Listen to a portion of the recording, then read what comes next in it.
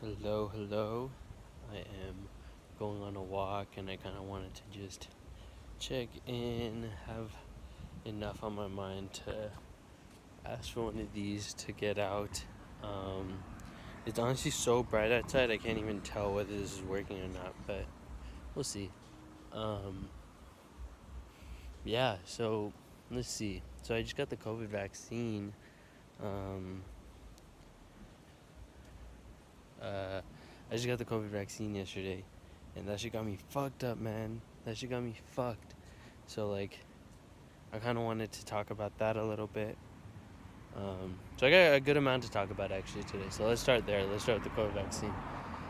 So I got it done, and I was chilling for like the next couple hours, and then all of a sudden I just got so sick. Like my head was messed up. I was like, I needed to like yak for most of the night. I couldn't sleep. My back was hurting. Like it's just my body was not functioning the way I'm used to it functioning, which is fucking working. And so like, the first thing that just went to my head is like, fuck man, like I really don't want to live, like fuck this. Like, like anytime I'm like something is not working, I'm just like, man, fuck living. Like it's just not worth like I feel like the positives in life are not worth the sufferings. But I could be wrong, but I don't really know like what's so great about life that that compensates for all the fucking suffering. And it just gave me a insight into like what life one day might or could just be, where it's just you're sick, your body's deteriorating, it's not working. Like fuck that, man. I don't want to live like that. Like maybe the move is just to like kill yourself when you're like 45 or 50, or as soon as like your body stops functioning the way you want it to, and just like ending it. So I don't know, because I don't think that. Yeah, so I was looking a little bit into like the philosophy of suicide. I was like, okay, I'm kind of interested to hear like what different people have thought about it. And you know I definitely need to read a lot more about it, but I do think that to some extent it definitely is an act of freedom, where it's like, okay, nobody can really tell me what I can do. Like this is it. Like, at the end of the day, like the one thing you do have full agency over is your life. So, um, it's just, I don't know. Like my entire body and state of being was in so much. I was just so distraught that like nothing really felt worth it, And I think I just finished Crime and Punishment, so I was like, I feel like I couldn't really understand like his place of like where he was sick and couldn't sleep, and he was just wandering Petersburg at night. Like yesterday made me understand that a little bit more. I was like, damn, I could not sleep. My mind was like, I was just messed up. Like it's like I try so hard to like be healthy and be quote unquote good, because in the back of my head I genuinely believe like if you do good some way or somehow, good kind of comes back. It's not like some law of universe or something, but I think like just in like my understanding of it right now is, look, the world only comes to you as a perception. So if my perceptions are always positive, the world is perceived in a positive light. That's why I think if you look and see good, the world is good back to you, because that's all you really perceive. That's all you see, So I believe in that way, quote unquote, doing whatever quote unquote good, or seeing or believing or whatever. I think in that way it returns it back. But this is what I was thinking a lot about, man. Like, so much of our life is so predicated on the fact that shit will be predictable. Like, everything we do is based on the fact that, okay, I pretty much know that when I get to work, I won't die on the car way there. When, like, everything has to work out. Like, oh, like, no one's just gonna randomly die. Like, my arm's just not gonna randomly break. Like, and Aditi was the one who actually brought this up to me when she was talking about how, like, the reason people love to, like, blame victims is because the opposite of that is that shit is random. Like, if you don't blame the victim, What that means is it doesn't matter what the fuck you do, anything can happen to anyone at any moment, which just completely disrupts our like understanding of like the world being like orderly and rational and all this. If you don't blame the victim, what that really means in that situation is, hey, look, I did nothing to deserve what just happened to me. Shit sometimes just happens randomly, which will fuck up everyone's entire structure of life. And I don't know, for me that was like a really big like opening, because I was just like, fuck, like, okay, so my whole life is like based on the fact that like, okay, like, you know, if I do A, B will happen. If I do B, C will happen. And in most of the times it works like that. And that could be because I'm privileged. That could be a whole bunch of reasons, you know, like, okay, like people aren't just dying left and right in my life. That's a big one. I feel like that gives you some sort of trust in like, oh, like, you know, it seems just, but that's not how life works at all. So my point to say that is like, no matter, I could be healthy, I could drink water, all this bullshit, but like that just increases my chances. That doesn't guarantee health, guarantee, you know, like, so it's like, fuck, like, it was just like, look, I've been pretty healthy this last year, and I think in my head it's because of what I do. But I could be fucking completely wrong, and it could just all be just pure chance and luck. Like, I could have been, and that's probably what it is. I could have been fucked a million times. I just happened to get lucky. But in my head, I'm like, oh, I've been drinking so much water. I've been sleeping. I've been taking care of myself. I've been happy. Like these things must make a difference on, you know, but maybe not at all. And so, like, it's just that fact of me not being in control is not something I think about a lot. I feel like I have a lot of agency over what happens in my life. And I think it's a healthy thing to believe, like, okay, like, when things happen in my life, it's because I made it happen. When things don't happen in my life, it's because I didn't make it happen. But maybe there's, like, a balance there, where it's like, when things happen the way I want it to, it's because I was lucky. But when they don't happen the way I wanted to, it's because I'm at fault there. Maybe, I don't know, maybe, that's what I'm saying. Like, maybe there's, like, a balance there, where it's like I can't be, yeah. So, you know, this understanding of like, you know, if I eat healthy, all these things is not guaranteeing it just really makes you question, like, what the fuck's the point then, you know? And like, these mass shootings have been happening again, like, all over the place, and it's like, fuck, like, you could live your life all the ways you think a good person should, a virtuous person should, blah blah blah, but it just like happened a chance, you're at a restaurant eating, boom, you just get shot up. Like, you didn't do anything for that. It just happens, and it's like, fuck, man, but that completely disrupts everything. It's like, you are not in control of what the fuck happens to you. If an earthquake happens, like, I am not in control of my life, which is fucking dangerous, man.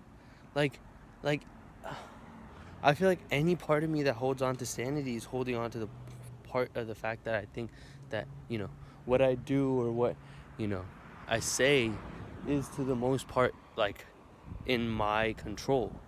So I just gotta, you know, figure it out, man. But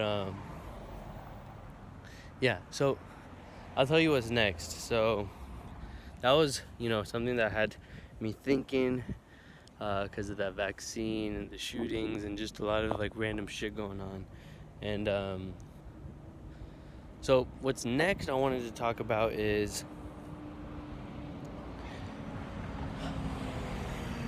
let's see, what? Okay, yeah, let me talk about this. So I've been listening to some good amount of podcasts. I've been doing a good job of like learning, growing. Okay, let's talk about this. Okay, so I have on like an 8-day no fap streak right now. It's not maybe 6, 7, something like that. And I've been, it's feeling good.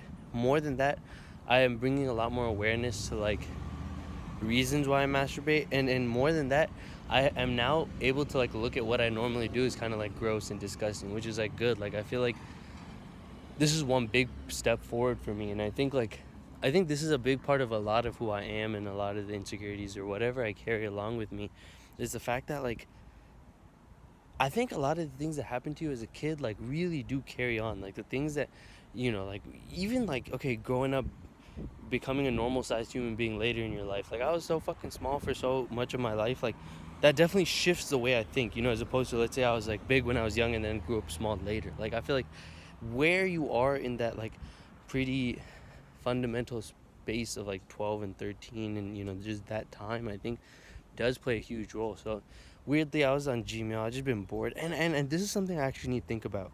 I think I do a good job of not looking into the past, but at the same time looking into the past a lot, and I want to figure out like where I am on that scale. Like, am I someone who does it a lot, or am I someone who doesn't do it that much? And but I guess it doesn't. Yeah, I guess it doesn't matter how you are comparatively.